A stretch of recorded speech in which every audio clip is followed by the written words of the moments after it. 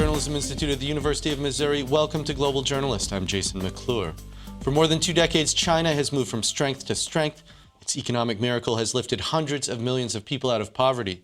Its teeming factories have made it the world's workshop as the Communist Party has emphasized growth and stability. But recently, China has been hit by a host of challenges. Its main stock indexes have dropped by more than 10% in the past month, amid indications that growth is slowing to its lowest rate in a quarter century. In Taiwan, a pro-independence-leaning party recently won both the presidency and a parliamentary majority. And in the South China Sea, Beijing's assertive claims to islands have put it increasingly at odds with Vietnam, Japan, and the U.S. Meanwhile, in Hong Kong, there's growing discontent with Beijing's efforts to extend its control over the city's politics. All this comes as President Xi Jinping has consolidated power and led an anti-corruption drive that has caused turmoil in the Communist Party. So where does China go from here, and what will it mean for the rest of the world? We'll hear from a group of China experts in just a moment, but first, we're joined from Australia by Xindo Zhu. He's an English language correspondent and commentator for the state-run China Radio International, and is currently a visiting scholar at the University of Melbourne. Xindo, welcome to Global Journalist. Hi, Jason. Yeah, thanks so much for joining us. There's been a lot said about China's economy in recent months. The currency, the yuan, has plummeted to 5-year lows. The Shanghai Composite Index has dropped by something like 25% this year. What do you see going on? Well, there are some symbols, probably there are also this reality. But first of all, I think the double-digit, record-breaking economic growth over the past more than 30 years, I think is definitely over. We are entering the so-called new normal or slower growth, and that's for sure. So that's something I think a lot of investors and China observers probably are getting used to that. And secondly, yes, there are some obviously problems with the Chinese economy, especially the stock market crash last year and also the plunging this year. So there are a lot of problems challenging the Chinese government in terms of the ability to manage the economy, especially the financial market here, as more and more financial reforms are introduced in this country. You would see, I think on one hand, it's destined to have more volatility because it's a financial market. That's its nature. And secondly, I think for the Chinese government, this is something totally new to them. I think there's a learning curve. There's a learning process for them. Simply, they are trying to cope with it. Sometimes probably their performance is fine. Sometimes, obviously, it's frustrating to them too. As you mentioned, there is something of a new normal in China now where growth expectations are going to be lower. Projections are that China will grow around 7% this year. But a lot of people fear that even those economic numbers actually understate the problem. How are these figures collected? Are people right to be suspicious of China's official economic data? I think the suspicion is justified on one hand. That is, it is very difficult to collect the authentic figure in terms of economic growth. Remember, this is a country of 1.3 billion people, and also there's a huge difference between the coastal rich area and those poorer inland area. And the Chinese system itself, the political system itself, is structured in a way that is not really beneficial for transparency, for a better data connection for China. So even Chinese leadership is frustrated. Remember, Chinese Premier Li Keqiang, basically, for one thing, he's known for Keqiang Index, using his name. Basically, when he was the provincial governor of one province in northeastern part of China, he basically, he had his own problem with the Chinese GDP numbers. And then he looked at the electricity consumption number. So, electricity consumption is probably more reliable the number. So now with the growth of a service industry, probably it's more difficult to get the accurate number. But with that being said, I think overall, you can say the economic growth is not as good as in the past, but at the same time, I would say that... Well, you mentioned that it's not as good as it has been in the past. Now the economic growth is slowing. Does that present a challenge to the Communist Party's political legitimacy, because so much of that has been derived from rapid economic growth? Well, you are right. I think the things like the economy itself is a mixed picture. On one hand, you do see a bigger problem, say, overcapacity in the manufacturing sector. On the other hand, you do see strong growth remaining in the service sector. Say the last month of last year, December, basically, the service industry grew like 11%, more than 11%. But in the manufacturing sector, some of the industries are suffering a lot, especially from export and investment. So there are both good news and bad news. I mean, that's probably the reality of the Chinese economy. Well, you see, you mentioned about the legitimacy of the Chinese ruling party, CCP over there. The thing is, like, as long as people, employment situation remains very good, and so people remains, largely content with their salary, largely content with their life. So stability is still there.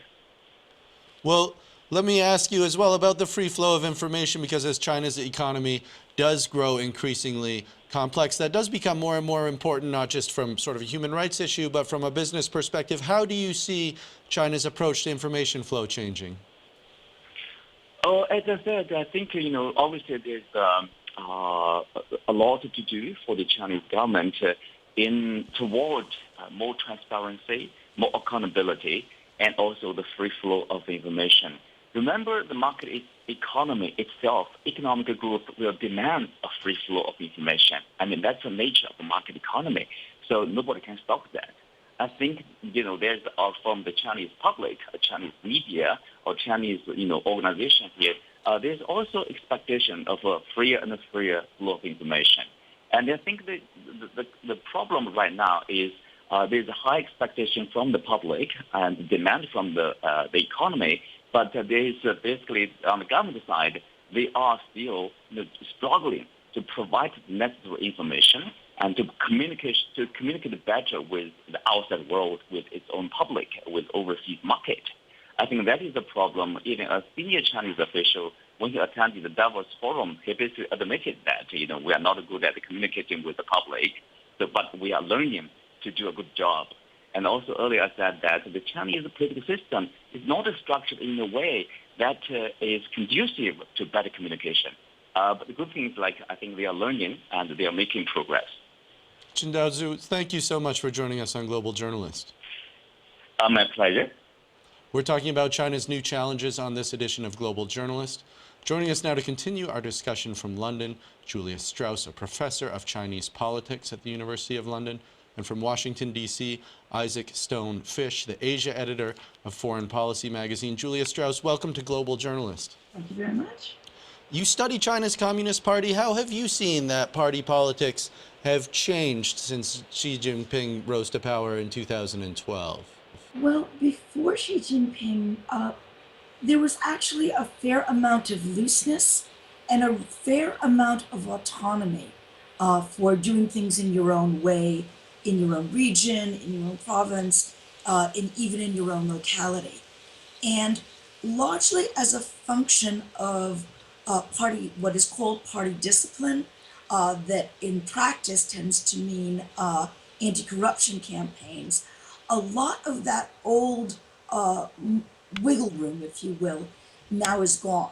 And so as a product of anti-corruption campaigns, and corruption is indeed a huge problem in the Chinese Communist Party and in the People's Republic of China, on the one hand, you've got something that people, broadly speaking, are behind because everyone understands that corruption is a problem. But at another level, you have officials throughout the People's Republic of China suddenly not knowing what they can and cannot do and where their wiggle room is and is not. Well, let me turn this to Isaac Stone Fish then. Isaac, you just heard Julia Strauss talking about this creating this anti-corruption drive within the Communist Party, creating some uncertainty for officials within the party. How do you see things? Thanks. I think Julia had a lot of really good points there. I think the biggest thing that we have to watch out for when we look at this anti-corruption campaign is not instability in China as a whole, but instability at the top, instability among the elite, among the Politburo Standing Committee, the 7-member ruling body, the Politburo, and among top generals in and around Beijing. I think what we really don't know is, we see Xi Jinping taking a lot of steps to ostensibly consolidate power, but we really don't know how he's viewed by other members of the standing committee. We really don't know what his relationship is with the top generals who run the People's Liberation Army. And I think that unknown is what could be the most dangerous and what bears the most watching. And Julia Strauss, you heard Chen Daozhu talking earlier about his perspective on how China's economic growth was or was not affecting the legitimacy of the Chinese Communist Party. It didn't sound like he saw it as a major threat. How do you see things? Well, I mean, the Chinese Communist Party for a long time now has said we must have X% growth. Either it's 10% or it's 8%, and it can't fall below 8%, but maybe now it's going to be 7%. These are numbers that aren't transparent. We don't know why the Chinese Communist Party has come up with these particular figures for this particular year. But clearly, for a very long time now, the Chinese Communist Party has staked a lot of its legitimacy on high rates of growth, crudely with the argument that look how much better you are now than you were 5 years ago, 10 years ago, 20 years ago, and look how much better your children can expect to be than you are now. This said, it is a bit of a problem when it's commonly, when numbers like we must have 8% growth every year or 7% growth every year to keep our legitimacy. Otherwise, we're going to have social instability. Whereas, if you look at most other parts of the world would be delighted to be having, quote, the problem of only 7% growth. So I wonder if, in some ways, the search to attach a number to growth might actually be sort of constraining and hamstringing the Chinese Communist Party, where perhaps it really doesn't want to be. I don't see the legitimacy of the Chinese Communist Party being wrapped up in 8% versus 7% growth, because as Mr. Xu suggested, we don't really know that these numbers are that accurate, and there's a huge problem with reporting and monitoring these numbers. Well, in Isaac Stone Fish, there does seem to be a lot of question about the legitimacy of these numbers, but there doesn't seem to be any doubt that the economy is slowing down, and that does pose problems for the Communist Party. What are some other strategies that they are using to sort of build political support amidst a slowing economy? Well, it's a very good question there. If you look at the party's political legitimacy, you can say it rests on a couple of things. One is delivering great economic growth, lifting hundreds of millions of people out of poverty. The other is they're the party that unified China in '49. They're the ones who defeated the Japanese, and they're, for the vast majority of people living in China, they're the only political party that anyone has seen. The final one is, they claim to have made China great again. So if the economic part of it, if they're less able to gin up legitimacy on that angle, we might see more pushing for other angles. We had this massive parade on the 70th anniversary of the surrender of the Japanese during World War II. I think another thing that we could potentially see in the future, if Beijing really feels like legitimacy is really coming into question, we could see more nationalistic policies, not only with regards to the South China Sea, but much more worryingly vis-a-vis Japan. There's a lot of grassroots hatred towards Japanese in China, and policies that are aggressive towards Japan tend to be quite popular. And if the economy does tank, if it's not 6 or 7% growth, but it's actually much lower, we could see a much more aggressive response from Beijing towards Japan. And Julia Strauss, you heard Isaac Stone Fish reference sort of rising nationalism within China. And this conflict in the South China Sea, which seems mystifying, I think, to a lot of outsiders, where China has been literally building islands on top of coral reefs. And there have been all these sort of military standoffs over what are basically just rocks out in the middle of the ocean. What do you see as sort of the rationale? What's China's long-term strategy there in taking what appears to be a very aggressive approach to what shouldn't be an insurmountable problem? It does indeed appear to be very aggressive. And in truth, we really don't know why the People's Republic of China is taking this stand on building artificial islands, and not only building artificial islands and raising flags symbolically, but building what look to be airstrips in a lot of these places, because certainly in terms of international law, the South China Sea coral reefs is mostly what they are indeterminate, shall we say, in many different countries, not only China, lay claim to all or indeed to some of them. And we don't really know why China has decided to push this particular issue at this point in time, but I suspect that it probably has something to do with bureaucratic politics in terms of the People's Liberation Army, or perhaps even particular wings in the Navy within the People's Liberation, within this national security apparatus, pushing strongly for this position and bargaining or winning over the support of Xi Jinping and other key figures in the Politburo. We just don't know. Well, But I suspect that bureaucratic politics is what makes sense of it. Isaac Stone Fish, your magazine Foreign Policy published a piece in January talking about China's strategy in the Middle East, calling it sort of a new grand master plan. And it does seem like China has ramped up its diplomacy in the Middle East, in a region it hasn't been very engaged in previously. Tell us, why does it, what is China doing there now? Why do they see it to be in their interest to be doing shuttle diplomacy with Iran or with Saudi Arabia?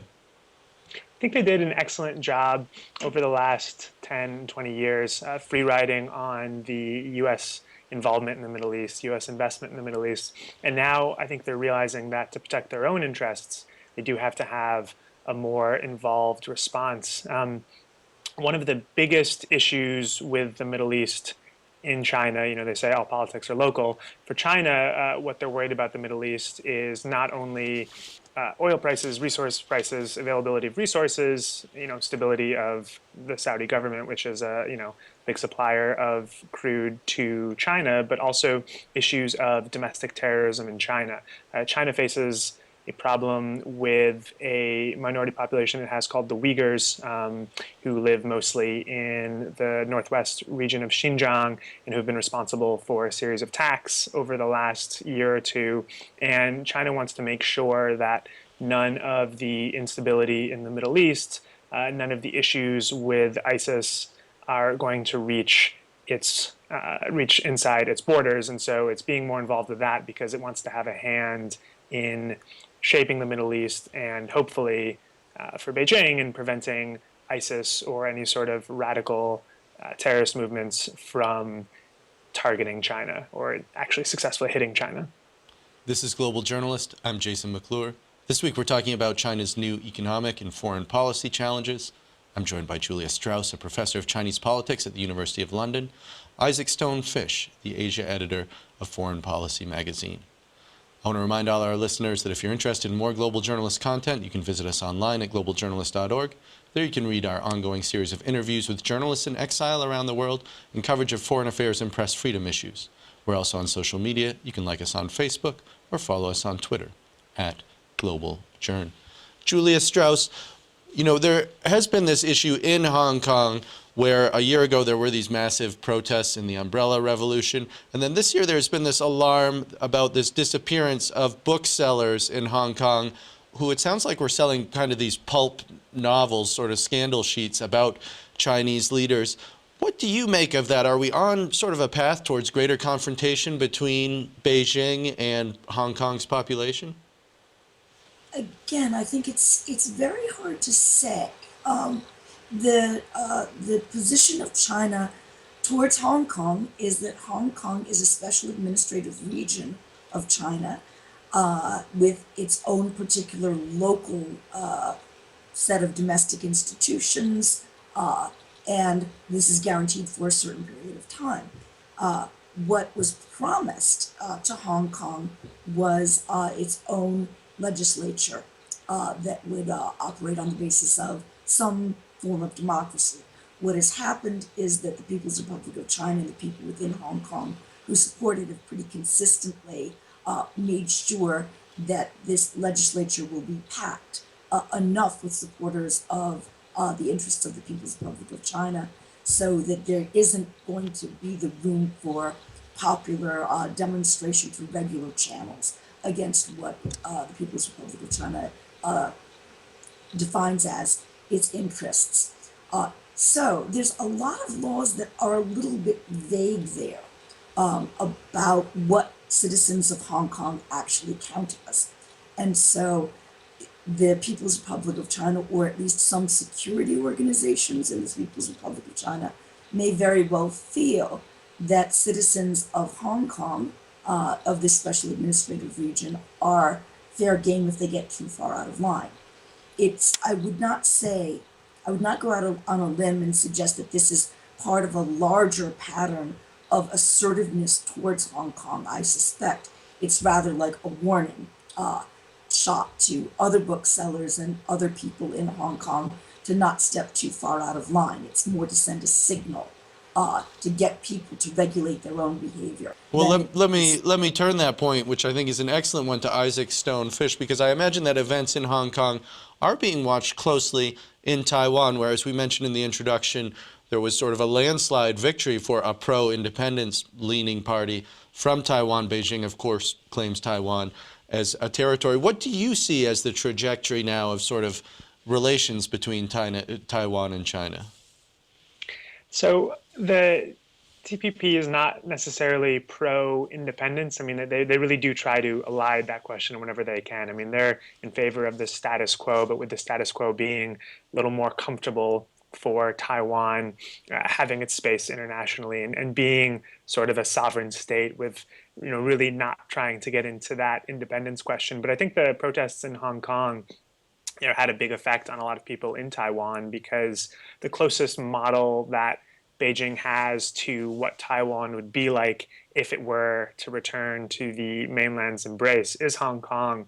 And I think the fact that so many people in Hong Kong are really dissatisfied with the way that Beijing handled the protests, and especially with the way that Hong Kong's chief executive handled the protest, that this sent a signal to Taiwanese to say, well, despite the the massive amount of financial support Beijing can provide and the help it would give to the economy, probably more important things than that. And are there ways, Isaac, that China can effectively sort of meddle or influence Taiwanese politics in the future? Oh, certainly. And I think they are very aware of the effect of political largesse and kind of having a sophisticated system of allowing trade, allowing certain kinds of trade, not allowing other kinds of trade. Tourism is a big one. The more they push tourism, the more money that Taiwanese tour operators make, and the more inclined they would be to support Beijing. I mean, I think one of the issues Beijing has to deal with is, how do you not overtly meddle in Taiwanese politics, which angers Taiwanese voters, while at the same time placating Chinese domestic voices that want China to take Taiwan, to return Taiwan to the motherland. So I think we have to remember, for this and for whatever Beijing does, its most important audience is always a domestic one. So first they deal with domestic concerns, and then they deal with other issues, whether that be Hong Kong, Taiwan, the United States, or anywhere else. Well, Julia Strauss, let me ask you about another of China's neighbors, and that is North Korea, which has been sort of an unusual ally of China. North Korea did conduct a nuclear test recently. There's talk of a missile launch. What is China's strategy with North Korea? How is that shaping its foreign policy? Well, I believe that North Korea is sort of a problem child as far as China is concerned. China actually enjoys mostly fairly good relations with not all of the world, and certainly with tensions, but with much of the world. And in many respects, the People's Republic of China is now a global player and more or less a status quo power. Not on everything, but on many things. One never really knows what North Korea is or isn't doing, or is and isn't planning. It is, to say the least, not very communicative. And it seems like Beijing has been taken by surprise by some of North Korea's actions recently. It is absolutely a mistake to see the North Koreans as somehow the puppets of Beijing. They absolutely are not. And indeed, on a number of occasions, has seemed to be the case that if, insofar as they can, the diplomats in the People's Republic of China have tried to quietly lean on North Korea to stop being quite so provocative. So I think that the concerns of the People's Republic of China with respect to North Korea are two. The first is that they feel that they cannot be publicly seen to be abandoning North Korea for historical and other reasons. But secondly, they also want to keep North Korea from imploding politically, because if they do, if the state does, there's going to be an incredible swarm of refugees that are destitute, that are on the border with the People's Republic of China. And so, for reasons of self-interest, the People's Republic of China actually wants to see the North Korean situation stabilize, and it wants to see the government become less aggressive and so forth. And Isaac Stonefish, you worked in China for a number of years. You work with writers in China. We heard Tsindao Zhu at the top of the show talk a little bit about China's attitude towards free expression there. What do you see in terms of China's tolerance of independent journalism, even by foreign journalists? Is that changing under President Xi? It is changing under Xi, and it does seem to be tightening the space for free expression. It's very important to make the distinction between the way Beijing treats foreign journalists and Chinese journalists. Foreign journalists, or Chinese journalists with foreign passports, to a extent, have much wider latitude to write, report, to interview, to write critical things about the government than domestic Chinese journalists do. There's a very, very big distinction between how the two different types of journalists working in China are treated.